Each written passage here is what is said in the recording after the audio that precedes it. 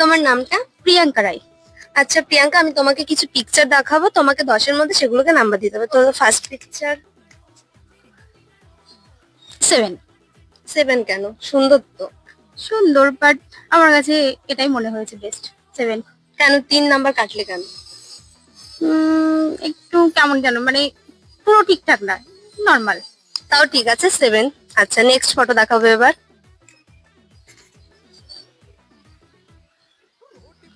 5। 5 কেন?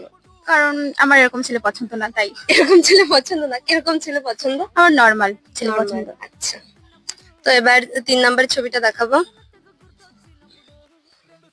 এটা 8। 8 কেন? 10 কেন না?